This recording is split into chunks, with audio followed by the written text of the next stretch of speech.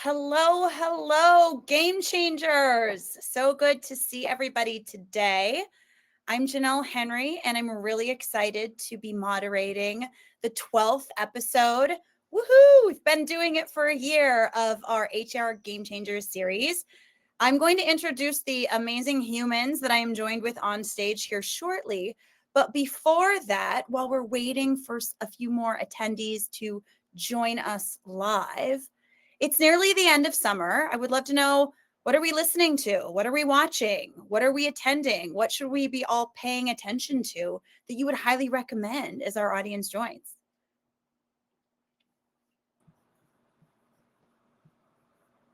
I can go first if you want me to. Amazing. Thanks, Jessica. Yeah, I'm like, I'll go first. And this is not work related at all. Amazing. Watching the show The Hunting Wives on Netflix. Ooh. It's based on a book. Highly recommend. It's very inappropriate though. So it's like adults only. Okay. So, but it's a great show and it's based in East Texas. So I love it because it makes me feel like home. You know, there's nothing quite like a trashy TV show to just kind of port you to a different life and a different time. I can fully appreciate that. Listen, I love that, Jessica. Now I'm going to have to watch. I did want to share something that is slightly more work related. Amazing. Because someone on my team shared this week and I thought it was actually really interesting to listen to.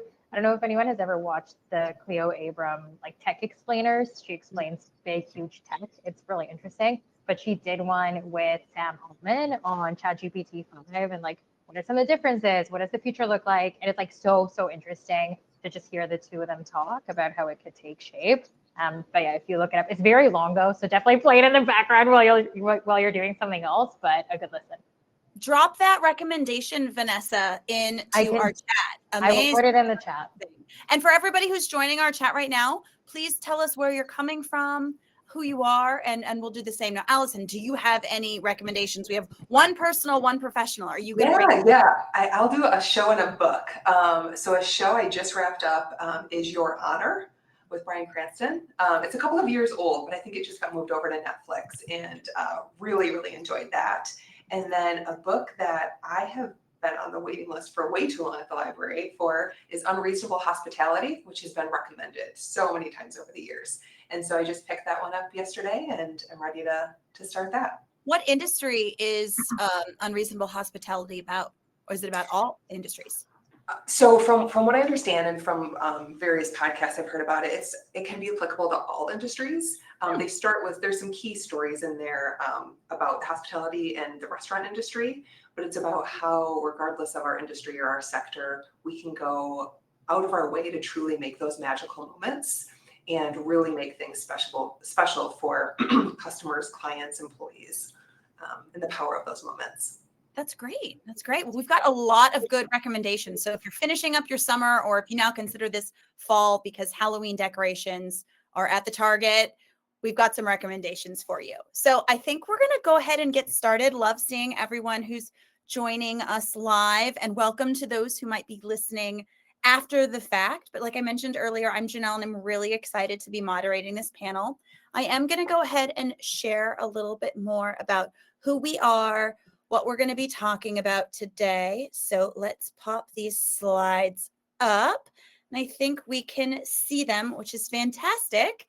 So look at all these faces. All right. So today we are here to talk about the path to CHRO.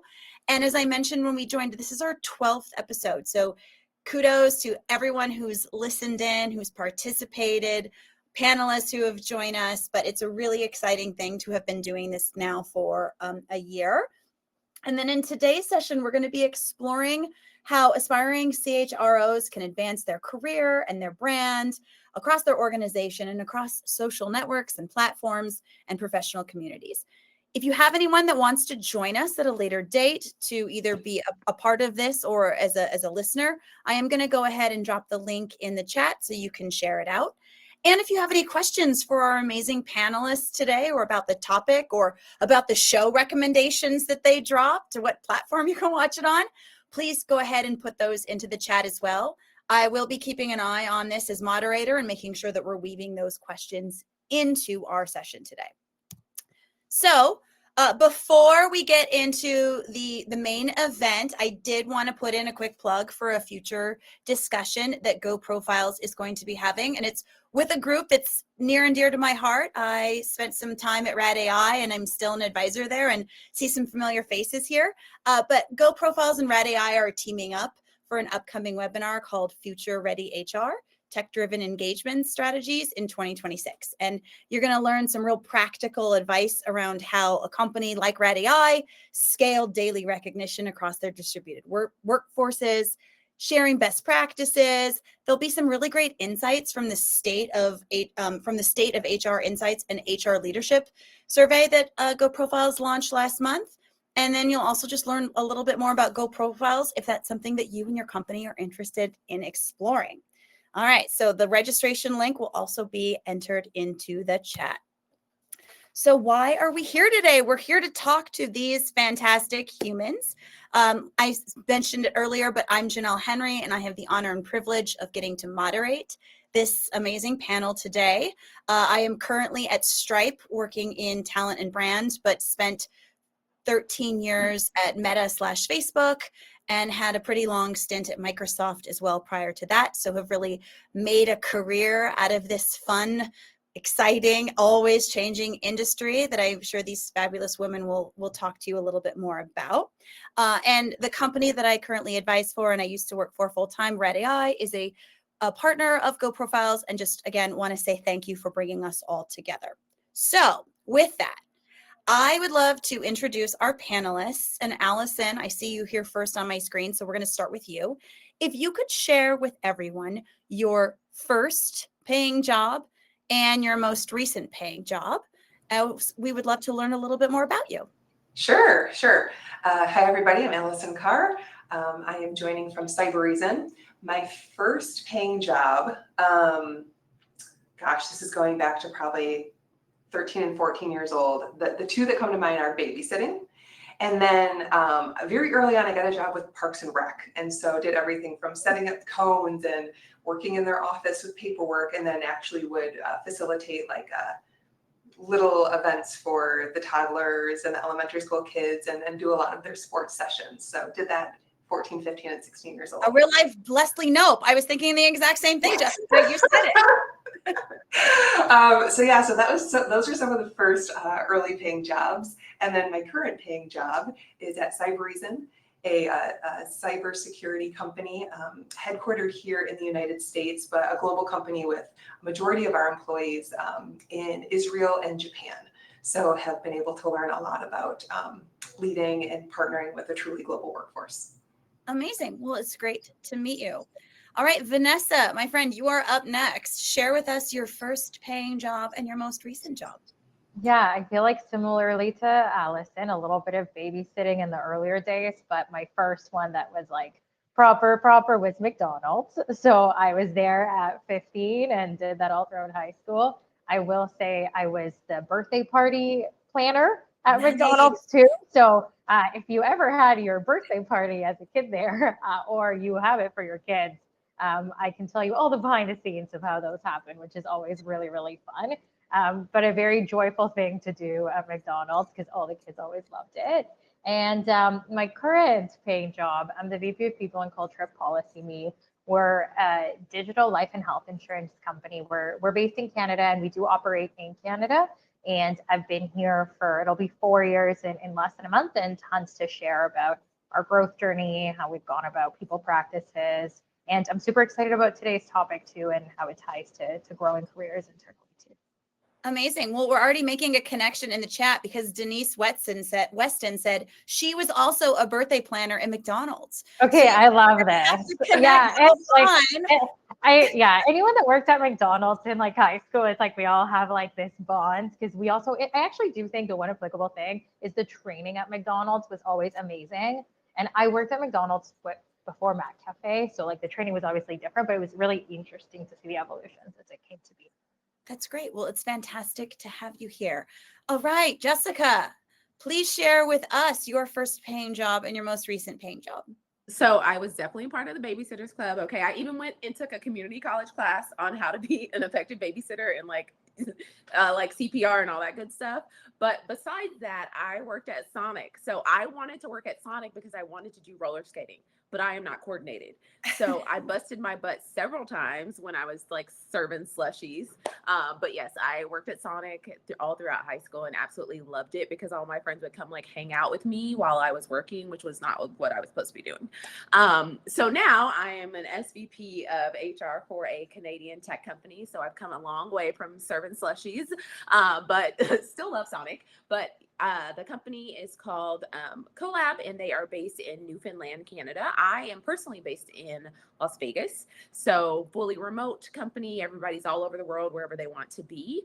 And yeah, I've been there. I just hit my 1-year mark, and also just came back from maternity leave. So a lot going on over here, but it's Doing been all the things. yeah, doing all the Doing things. all the things. And congratulations. And what boy, did you have a boy, girl? Tell us. I had my second set of twins. So I had 2 boys. I already have girls, and they just turned 2. Wow. So you have 4 kids under the age of 2? Yeah, I have 4 kids under 2. Amazing. Amazing. You are a superstar in every sense of the word. Well, welcome back. And thank you so much for joining us. Of course. So I wanted to pull us into today's discussion points. So today we're going to be talking about a lot of different things, including Sonic, McDonald's, the Babysitters Club, just kidding, but a lot of really great topics. We're going to talk about our leadership brand, particularly how HR leaders define and consistently communicate the unique value, perspective, and impact that they bring to an organization. We'll talk a little bit today about social presence. I think our panelists today have some really great LinkedIn, so I would encourage you to check those out after today's session, but to see how people utilize LinkedIn, their social communities, to build credibility, to self-educate, to connect, and to learn how to internally influence, right? How to position yourself as a strategic leader within your organization. We're going to give some advice on tangible ways that you can thoughtfully expand your network through social communities, industry events, and peer connections. And then last but certainly not least, executive positioning. I think this group will be able to share some real life examples of how to align your own brand with the skills and visibility needed for some of these CHRO roles. That's a real tongue twister, isn't it? Okay. So the live Q&A, I am going to stop here and encourage everyone to drop any questions they have in the chat. But in the meantime, I have got a bunch of questions to ask you. So let's go and get into it. So first question, and just feel free to jump in and add on. How did you go about defining your leadership brand as an HR leader, and what steps have helped you consistently communicate it within your organization? Who'd like to answer that first? I'll go first. Thank you. My brand, it's really interesting because when I started out, I felt like my brand was really like to teach people. I felt like everyone's like anti-HR. So I felt like, let me teach you what I actually do for a living. Like I'm not the hire and fire person. You know what I mean? Like I do so much more than that. So that's how it started. And now I feel my brand has become way more educational, but also telling you the truth. So I want to tell you what's actually going on.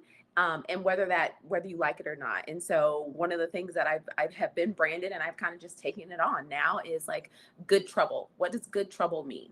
So like being a troublemaker, quote unquote, but also what does that mean for me as like someone who actually still works in corporate? Because I think it's one thing to say you're a troublemaker and you don't actually work in corporate anymore, because then you can truly say whatever you want. Sure. But that's not the case when you actually are actively working as, a head of HR. So there is like a tightrope there of what does that mean and how far can I go and what can I say? And it is now part of my brand. When I interview at any company, I ask the CEO, have you seen what I say on LinkedIn? And are you okay with it? Because if not, I'm probably not the girl for you, because I'm not going to stop. And so that has become a part of who I am now. And it's kind of pushing the limits. And it goes with being in a tech startup. I don't know that I could go back to where I started, which is I worked in oil and gas and HR. Don't know that they would like what I do anymore. But tech startups seem to love it. So have you had anyone, when you've kind of gone through that process, where they then do their homework and say, oh, I wasn't aware of your LinkedIn, but I don't like this. I haven't had anybody flat out say that, but I definitely have had people be like, "Oh yeah, no, like," but that was like at the very beginning before we even got to the point of them talking to me. Sure. So I definitely think I am not the right HR person for a lot of companies. Yeah. Well, it's great to have self-awareness because not every one of these roles is created equal. Not every one of these companies is the same. 100%. And it can mean so many different things, just kind of depending on who the leadership that you're working with, the industry, etc. Who else would like to answer that one around how have you gone about defining your own leadership brand? Yeah, I'm happy to go next. Thanks. Allison, unless you want to take over. Okay, awesome. I think what's interesting is for me, I didn't grow up in HR or people and culture. And because I grew up on the business side, I was in management consulting and strategy and operations. I think so much of how I think about the HR world is based on business principles. And I always say, I'm a business leader first, right? And I think that in the past, HR was seen as this, execution, you give us your tasks, we just manage like some admin related things. And I think that's a very low value way of looking at HR and people and culture. So for me, I think one of the biggest things has been how do we translate business strategy into HR strategy that actually brings a ton of value to how an organization operates. So for example, if you're thinking about building out a new product line, well, who are you going to need to build that product line? How are you going to structure around that? How does that impact the people that are currently in the business? How are you managing change? There's so much that has to happen for things to be done well within an organization. And I position myself as part of that, right? And I would say I'm always at the table. I'm part of the conversations from the beginning, but that isn't always the case in organizations. That wasn't always the case for me. I will say I've been where I am for almost 4 years because that was intentionally built, and how we operate as a leadership team is I'm very much a part of that team and what decisions are made for the business. And maybe translating it similarly to Jessica in terms of what I talk about more online, I think so much of it is like what happens in the day to day. And for me, part of it is, again, same. I work within a company, and I think there's people that share content that don't, and it's very different if you're talking about just like general perspectives versus like the day-to-day things you're living and breathing and what you're seeing and finding. So I think for me, one of the things that I try to do is just share what happens on a day-to-day basis, right? Like what are the things that are going on this week? What's coming up for me? What am I seeing? What am I noticing? And I think that for me has been really tied again to how do we position ourselves as true leaders within the organization, not just HR. That's a great call out. I was actually just catching up with another HR professional friend yesterday, and they were telling me that they were trying to get in the room where it happens, if you will. And people, other leaders within the company were saying, well, we're talking about our products right now. It probably isn't relevant. Or we're talking about, the CAR goal or the ARR goal. It's not relevant. We'll tag you in if we need to. But we all know when you're in those rooms, everything sort of leads back to people. Everything sort of leads back to compensation and performance and how people are feeling and their tenure with the company. There really aren't just true challenges, right, that don't touch the CHRO world. Alison. And I was going to say, Janelle, to your point, I think within the people function too, right, especially in tech companies, one of the biggest line items on the budget is people and compensation, right? Like that is where a lot of the money goes for companies. And when you're thinking about building a new product or expansion, and you're thinking about your sales goal, your revenue goal, when you think about, okay, what's next? Like, what is your cost to try to get there? So much of that is people, right? And if you're not thinking intentionally and strategically, and you don't have a good lens as to what's going on in the business, you're not going to make the best decisions. That's a great point. Alison. Honestly, as Vanessa was talking, I have so many parallels. When you asked, the brand as an HR leader, I think the first thing to do is to think about flipping that phrase. Instead of an HR leader, you're a leader or you're a business partner and you happen to be in HR. So many things that Vanessa said I would echo. I think the way to get there is to make sure and to get yourself in the room you have to know more than HR. You have to truly understand your business. You have to understand your market. You have to understand how your company makes money. You have to understand your financials inside and out, the KPIs, and you have to bring data into conversation. So you have to be that true leader, business partner. And that will be how you get in the room. And I think the the way to build those skills is to become best friends with your finance partner. Whether if you're leading a division, a business unit, a group, a segment, whatever level it may be at, partner with your finance peer and become super close with them. Because if you can understand how the money is made, and there's that three-legged stool of the CEO or the business leader, the CFO, and the CHRO, that has been where I've had the most success, when that trio is working really, really well. I love it. I think that's such great practical advice that people listening today could immediately, go back and say, I want to be in that room. I'd like to start meeting with our CFO more. Great call. I'm going to ask a couple more questions on this topic because I think it's really interesting. Do any of you have an example of a time when your leadership brand directly influenced a business decision or perception of HR at the executive level? I'm sure there's too many to name, but anything that you think is relevant about how you as a leader and your brand was able to really move the needle, maybe on something that might have been surprising.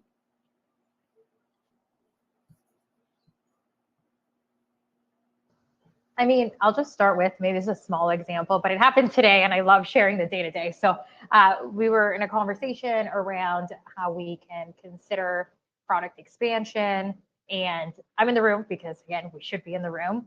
And part of the consideration is, who do we potentially need to hire to bring that to life, right? And we're considering a few different roles. How can we shape up that potential new part of the business, the team? And in thinking through that, so much of it was like, okay, the CFO can come up with what they think it could look like. But then I was like, well, here's the ways that it could look different, right? And I think that helps you understand, okay, what are the different lenses? How can cost actually look like 2 or 3 different ways, depending on how we look to build this out? What are ways that we can pilot something first and then consider it scaling? What leaders need to come first? Like, in what sequence would we potentially need to hire? What do those timelines look like? How can you potentially save costs if you don't have as much to start? And I think sometimes there's different ways to organize ideas that are tied to the people.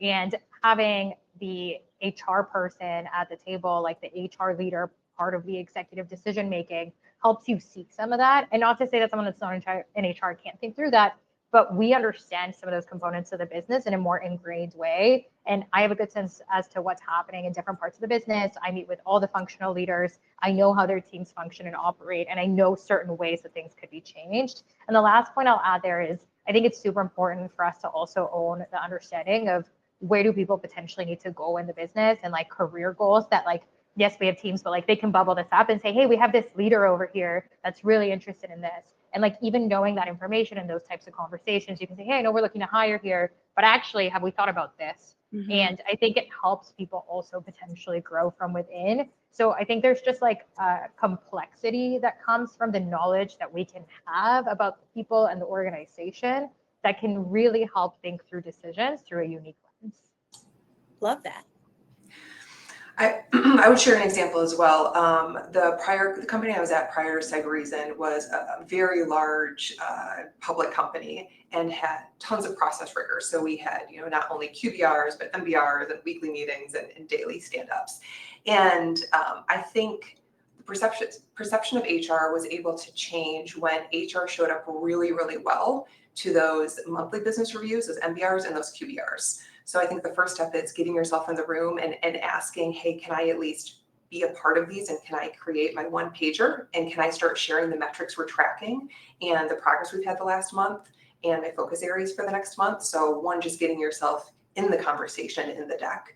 And then when you're given the chance to be in it, not waiting till your section and your 2 minutes of the MBR. It is truly actively listening, actively participating, asking questions to procurement and to finance and to the sales leaders, and chiming in as a true business partner, not just waiting for your section to read off your slide and be done. So I think the more you can get in the room, you can share data, share metrics, and ask about other functions, that will continue to evolve the perception that HR truly understands the business. I would add on this one, the one thing that I would add is that I've done this strategically through recruitment. So how I'm helping bring in the new people is like the best way to get in there. And once those people start, being that person for them to go to. So for example, in a most recent role, we hired a CFO. So to Alison's point, like, I was the person that was hiring this person. So when they started, we were already locked up like hand in hand, we're going to do this together. And that was a part of the interview process. So being very strategic about the people that you're bringing in and making sure that you are already partners with them as soon as they start goes so far.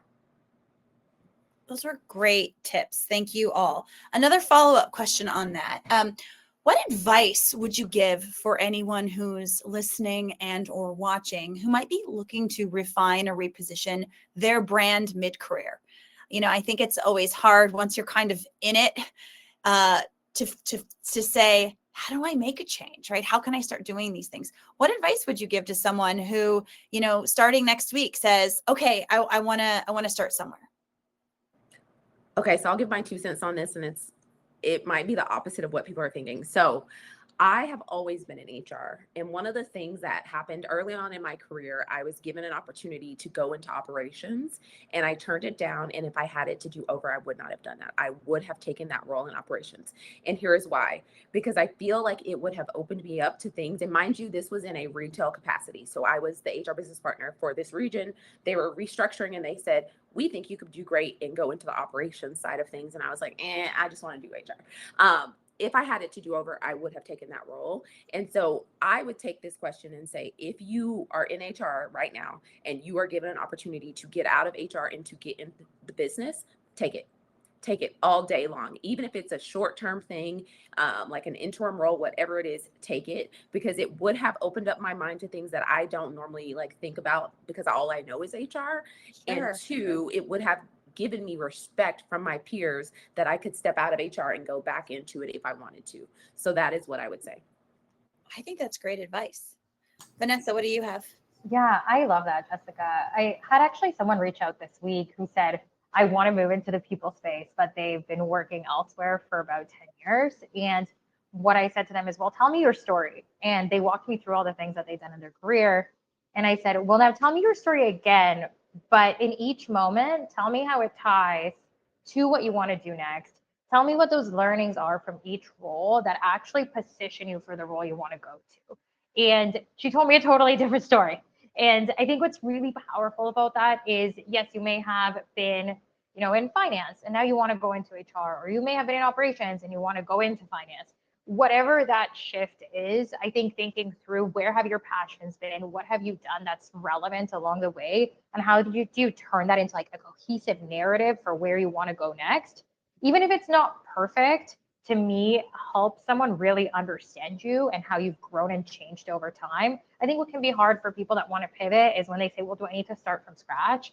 And the answer is a lot of times you don't, as long as you're able to explain how your past experience is tied to what you want to do next and what those learnings are that will still carry you through into that next role that you want to take. Obviously, sometimes we do need to start from scratch and that can happen. But I think that narrative and that story can be super, super compelling in helping mitigate against some of those, okay, well, do I really need to reset? Alison. And then, yeah, my response would be more about if someone is in HR and they're thinking, you know, have I kind of defined myself or locked myself into this certain role? I never think it's too late to try something new. And I actually think that my advice would be that people should do both generalist and specialist roles or COE roles or whatever your company may call them. I think it is so important, just like Jessica going into ops, to really understand the day-to-day. Like that would have been incredible. Similarly, a generalist or a business partner should, I think if they want to really advance to some senior levels, go and do a stint in compensation, go do a stint in talent acquisition, go learn some of the specialties and kind of get a specialist role under your belt.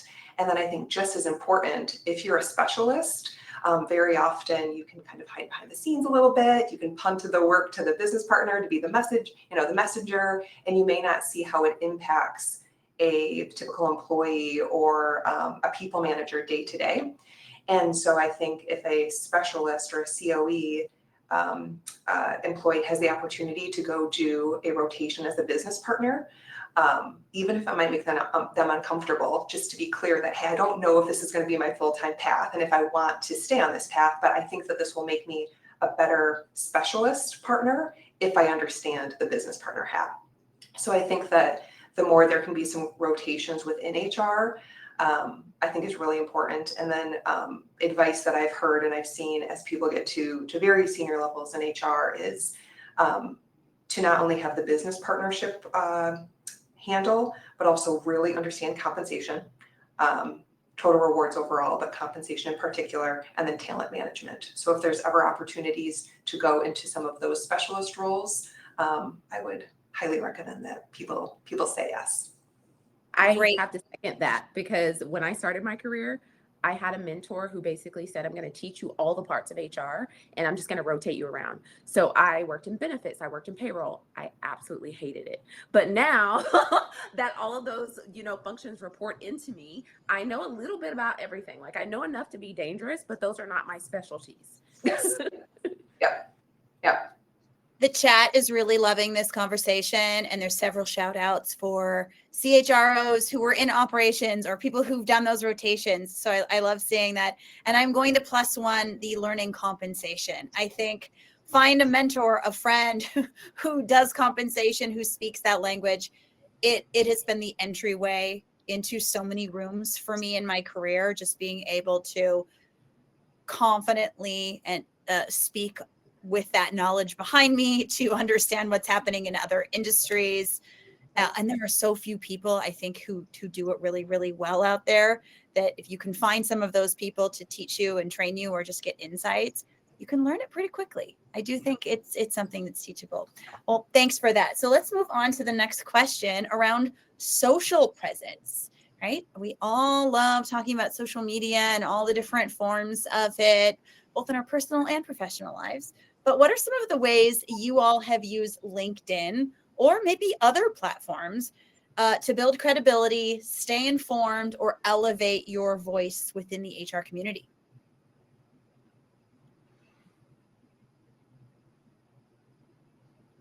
I'm happy to go first on this one. I would say I use LinkedIn primarily, and for me, it is mostly education, and for me to inform myself of what's going on, learning about trends, learning about metrics. I don't necessarily read as many personal stories that people are going through or kind of get caught in any of the comments. I'm reading more for business trends or kind of people and culture, broader metrics or trends going on there. But then when I do post or repost, I think one thing that's really important is not just to, for example, if you're giving yourself the goal of, I'm going to be more active on LinkedIn, I'm going to have a bigger presence, I'm going to post. I personally don't know, maybe the algorithm says something different. I don't know how much value there is in just hitting like or just hitting repost. I think if you're going to repost something, if you're going to create your own content and be original, that would be the best. But if you're going to actually repost something, take the time to write a couple of sentences to say, this was a call out, this is why I'm reposting it, this was a sentence or a quote that really stuck with me, or this was a learning, and take the time to actually show that you went through and you actually learned something from it versus just hitting the repost button. Great advice. Vanessa. Happy to go next and share a little more. I mean, I think for me, it is primarily LinkedIn as well. I think there's a few ways that I use it. I will say for me, the peers that I've met through it have been incredible. And I think my network expanded in a way that I never would have expected without it. I think one of the things that it's done is it just has made us all more global. Earlier this year, I spoke at an HR tech event in Australia, and they reached out to me through LinkedIn, and that's how they found me, because I was sharing things that they thought were interesting. And I didn't even know that these humans in Australia were reading what I was writing. And it was a really, really cool moment of just the global connection that can happen. Sure. Because there's that advantage of you can be anywhere and talk to anyone without needing to be nearby. I do think, though, that there's this balance, right? And this mix of some of the things that go on LinkedIn. I think, like I said, closer to the start for me, I like to share just transparently what's going on in the day-to-day of people and culture and HR. And when people ask me, like, I do post every day, like, how do you post every day? It's how I start my day. Like, I've loved to write my whole life. And I'm one of those people that, like, I have a million journals from growing up. You look back, like, there's so much that I've written, and I just love the practice of starting my day with my coffee and writing my thoughts. And for me, that works. And it's something I enjoy, and it's just become a habit. I will say, to Alison's point, one of the things that I always share is there's tons of people that are like, I want to start posting, or like, how do I, get more active or grow community? I always say, just, if you don't know where to start, I always say comment on other people's posts. I think that that's what creates conversation. And I will say, like, I try my best to respond to as many comments as I can. And then sometimes that's also how you make like your first few LinkedIn friends. And then you see what they post, they see what you post, and you start to like build a bit more of a community. And then I loved what Alison said. If you're going to reshare something, like, for sure, your own take on it. And I always think that if you're worried about what to write, I think whatever is, I know this is such an overused word, but actually authentic and real to what you're doing and to what feels true to you. I think what's tough is when you try to do what someone else is doing, right? Like, Jessica and I are not the same person, but we both share a lot of thoughts on LinkedIn. And I love reading what Jessica writes. Don't know if Jessica reads what I write, but it's very different, right? And like, it's one of those things that like, we're two different people, but it's like, when before all of you were here, I said to Jessica, hey, you're here, you're a real person. And it was just like a cute little moment of like getting to see people that you know through the internet in real life. And I just think of it as like, there is a real human behind every one of these that you see. Just remember that we're all real people. Most of us, or many of us, have real jobs. We never really expected like big LinkedIn things to happen. So just like, we're human, and we also want to connect with other humans. Yeah, I will second everything they both said about LinkedIn. I post on LinkedIn every day, but I want to take like a quick detour to like, I've just started a TikTok, and I started it because I want to combat all the lies that people are told on TikTok. And I feel like there are people that have never had a real job, have never worked in HR, that are giving out like just horrible advice. So I have decided to take it on. And I'm not saying I'm good at it. I don't even post that much on TikTok, but I do have like videos where I'm telling people like, this is from somebody that actually works in a corporate workspace. Like, Sure. this is not someone who has never had a job that is telling you just quit your job and, go get a van and drive across the world, which if that's your thing, do that. But you know what I mean? I feel like that's every other thing, out in the world now is just quit. You don't like it, just quit. And that's not most people's reality. So I have taken that on. So, follow me on TikTok. There's not that many videos. Jessica drops the link or her handle. What's your handle, Jessica? Yeah, well, I'll follow you. Okay, Jessica, I don't even have TikTok. Do I now have to get TikTok? I don't either. Maybe if I start my own TikTok, then my husband won't get mad at me for doom scrolling on it every night. I can say my niece started it for me. Like, I literally had my 22-year-old niece make it for me. So I'm not saying I know what I'm doing. Well, Vanessa and Jessica, I think you both brought up really good points around the term authenticity. So how do you decide what to post? How do you decide how to balance that authenticity and professionalism when you are curating an online persona? And you may have different answers, which would also be really cool too. I feel like we just spoke a lot. So I'm like, is Jessica going first? Do you No, want me go to for go it. first? Yeah, I mean, I'm happy to keep going. I think like, I feel like a broken record here, but I don't think there's a formula. And I think people looking for a formula, it's like, it's hard. Maybe there are, like, but to Jessica's point, I think there's a lot of LinkedIn coaches too, that it's like their role, like their job is to be a LinkedIn coach. And I'm like, that's probably different than what you want to be if you're an HR person wanting to post on LinkedIn. So I would say just think about what you're looking to do and where that's coming from. And I think when I think back to when I first started posting, my drive was, it was COVID. And I am someone that loves social connection, and I loved always going to in-person events, meeting other people, talking to peers. And that totally had gone away. And I was feeling, okay, how can I start building more community and conversation and meet people when I can't go in person? And that's how my journey started. And I started talking to more people, having more conversations online, and it just kind of continued from there. So I always say, think about like, what are you looking to do, right? Like, are you looking to meet people? Are you looking to share your thoughts and opinions? Just have a goal that's clear to you, because I think that informs what you do on the platform. And that also will give you more satisfaction. I think if your goal is like, grow a LinkedIn following, like, I don't know that that's a goal. It's like that can be something that happens as a byproduct of whatever you're actually trying to do. But I would just think about like, what are you actually trying to do? What is the primary purpose of it? Love that. I 100% agree. And I would say for me, when I think about like, what is it that I want out of my LinkedIn presence or anything that I do with my personal brand, I want to be an advocate for people that can't say the things that I could say. So one of the things for me is that I've thought about, like, when I was junior in my career, there were things that I wanted to speak up about, but I did not feel like I had any authority, or that I really that I could say things, or that I could speak up. And I laugh about this now and I say, well, the higher up I've gotten, the more bold I've gotten, that like I can speak up on this. And I have people, quite frankly, that send me messages all day, every day, that are like, I cannot post a comment on your page about this, but I just want you to know that this is happening to me. And so a lot of my content is actually things that have not happened to me. And I will say this, that like, hey, these are things that are happening in the workplace to people, and they can't speak up about it, but I can. And so that is my stance of like, when you read my post, it is coming from a place of like, I want to advocate for people that can't say the things that I could say.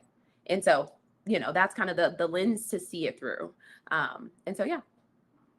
Well, I love that. And I also think, you know, things like LinkedIn get there's a lot of mixed feelings about Absolutely. social media platforms, right? And I've talked to friends and coworkers and peers who've said, I can't stand going on LinkedIn anymore because it's turning into Facebook in 2018 and people are posting pictures of their kids or their dog or their politics. And I think what I always say to that is, you don't have to read it, right? There are there's clearly an audience of people who are going because they want, a Facebook type platform where they can really connect and build some interesting relationships that maybe have nothing to do with work. And then there's a subset of people who only want to talk about work. And then there's a subset of people who only want to talk about this particular industry. I think we have to know what we want, and we have to be able to turn down the noise when we're, logging into those places to make sure it's useful for us. Janelle, I just want to add. You first, Jessica. No, you. I was going to say, I was going to shock people, but you can curate your feed.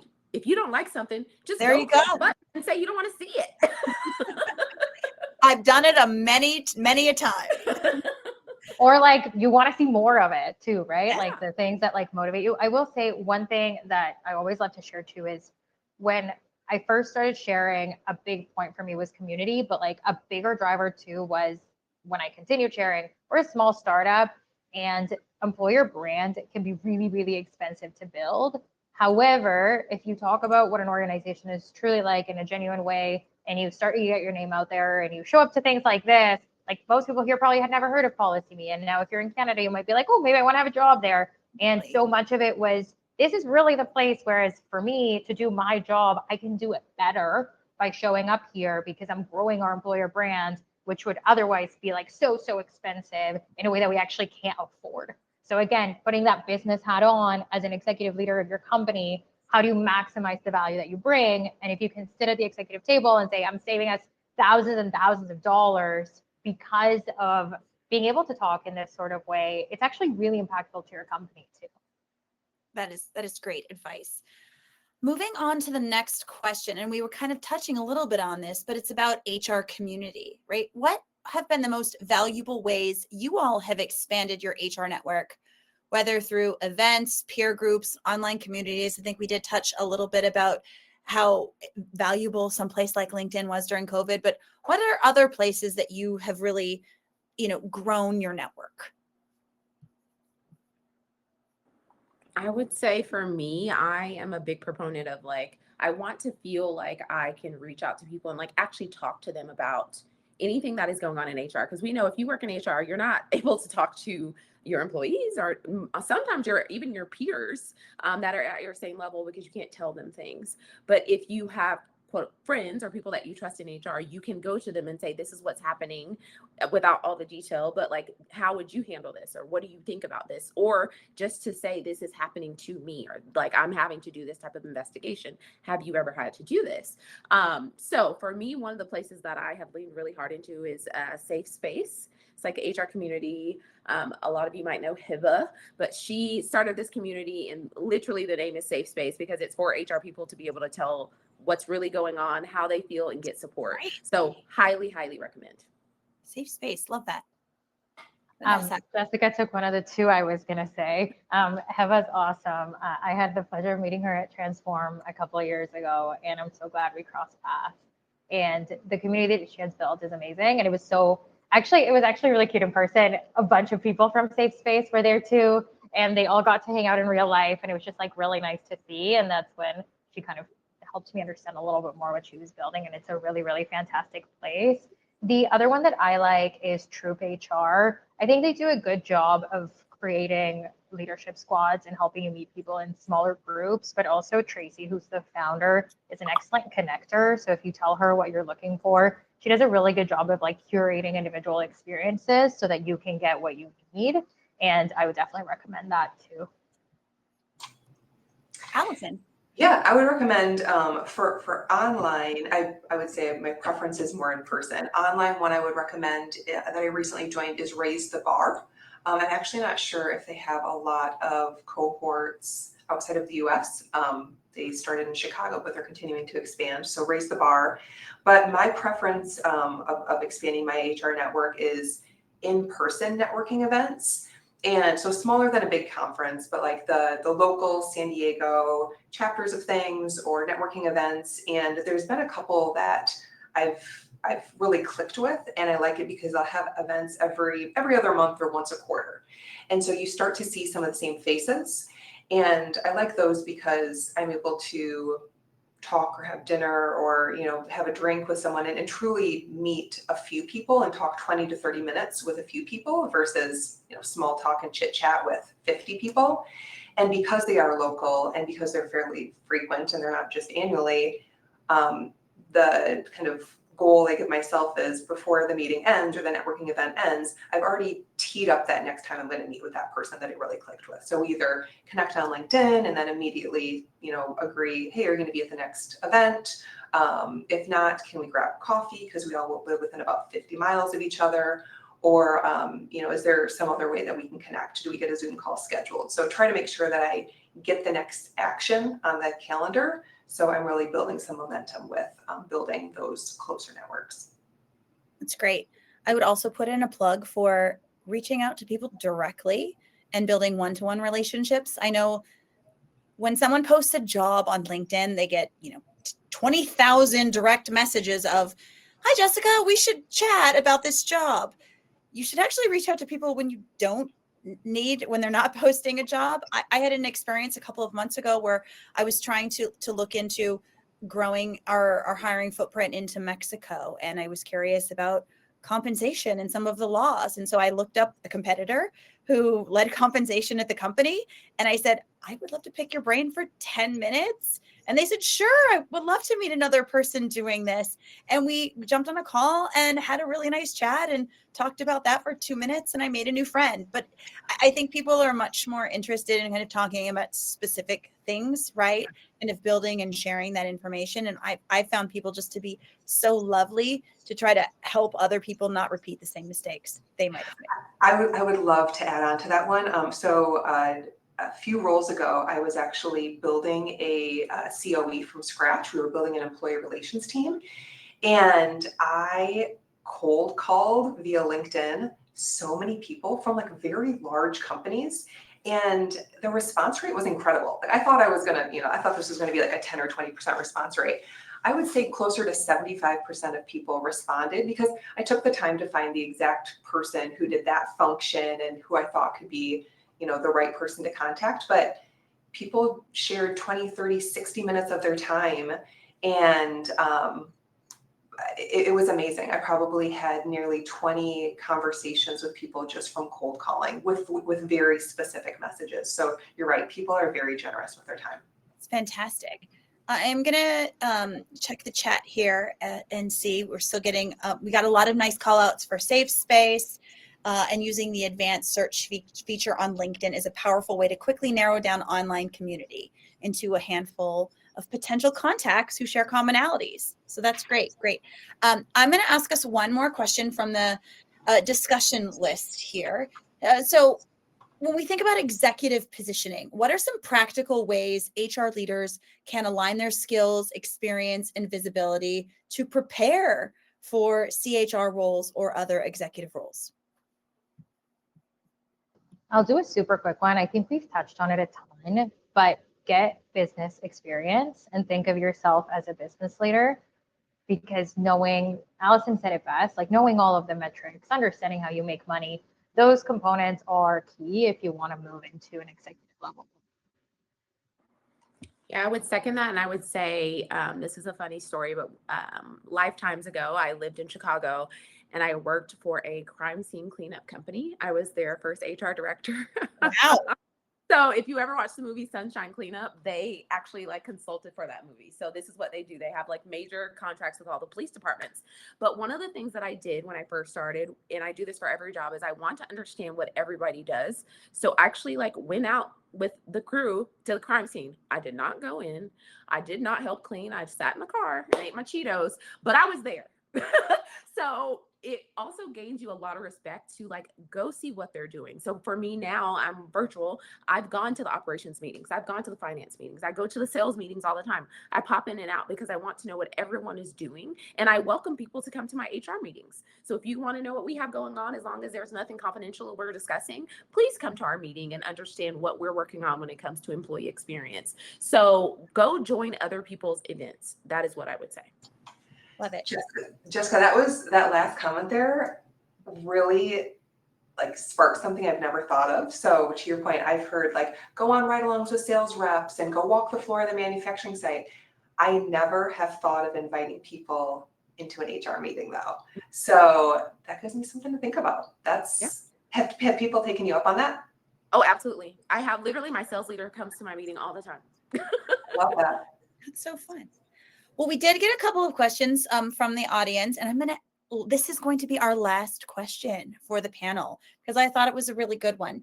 So what is the best piece of feedback you have gotten about your presence online or in the boardroom that has shaped who you are? Whether it told you to continue, to pivot, but a good piece of feedback. I'll share a funny one. My Great. team and I, we went through like a strategy session, and it was meant to be fun and lighthearted, but also give like real feedback. And it was about your online presence. And so the instructor asked my team, when Jessica is upset or like something's going on, what does she do? And they all said she leans really close into the camera. And I had never noticed that I did this, never knew it. And they were like, yeah, when you're upset, you get really close to the camera and you're like, what's going on? And like, why is this happening? And so it is now something really funny that as I start to lean, I'm like, I'm getting upset. Like, lean back. You're fine. You know what I mean? So that was something that's funny, but it has actually helped me like to be more conscious of like my body movements especially when I'm on a camera. So I haven't leaned in during this discussion, so it's been great. Nailing it. I would not say that I've necessarily received this feedback about myself, but just in general feedback about being in a boardroom or being in rooms with executives. I think that there is a lot of power in watching and listening first. You can pick up on a lot on social cues, a lot on social dynamics. And sometimes the quietest people are sometimes perceived as some of the smartest. And so I think sometimes there is a perception that the loudest person is the smartest or might know it all. But I think that what has served me well is to, at the beginning at least, watch and listen before being really thoughtful about when I do speak, but not feeling the need to speak just to speak or to try to be the loudest person. Sheryl Sandberg always used to say that she is the last person to speak in any meeting, even in the ones that she runs, because she wants to hear what everyone else has to say, right? She wants to see where the conversations go, organically. And that's such great practical advice. I think you get in those rooms and you want to fill the space and show that you're there, but sometimes by just listening, it actually shows that you belong there. Vanessa, you came off mute. Yeah, I love that you two share. I think maybe one last thing would be that it's super important to think about your audience and both how you show up as a leader internally. Like, not all of your team members are going to have the same level of experience. How do they need to be led? The stakeholders you're working with are all not going to appreciate the same style of communication. How are you operating with them? Really getting to know the people that you're working with and how you show up, I think, is just super, super valuable. Amazing. Well, I'm going to pop our slides back on the screen here. So thank you for everyone who submitted those questions. Before we end, I want to say thank you again to our amazing, fantastic panel. I really learned so much from all of you, and I'm sure our audience did as well. Thank you for sharing your thoughts. I think there were a lot of great nuggets and morsels that I'm going to take away and start putting into practice today. The day is still not quite done, and I hope our audience does as well. You shared some great strategies, and it was really, fascinating to listen and learn from you. So if you're going to be here for future sessions, we do have a few more coming up that I wanted to share. In September, we'll be talking about HR Crossroads, how to balance AI and people-centric organizations. Then in October, the day before Halloween, how spooky, we will have a culture-led growth discussion, how values-driven leadership fuels performance and profit. I think there were a lot of great hints from this discussion that will probably dovetail into that, as you can see the value that CHROs add all the time. And then closing out our year in December, AI at work, AI literacy, strategy, and adoption. So thank you so much for being a part of this series. Thank you to the Go Links Productivity Suite. I dropped a few other links within the chat if you want to learn about your leadership style. It's a fun thing to be able to share on LinkedIn. I've also dropped in the link to register for future sessions. But on behalf of the Go Links, Go Profiles family, just wanted to say thank you to everyone for joining today, and big thanks to Jessica, Alison, and Vanessa for being a part of our panel. Thank you so much. Thanks so much, everyone. Take care, everyone.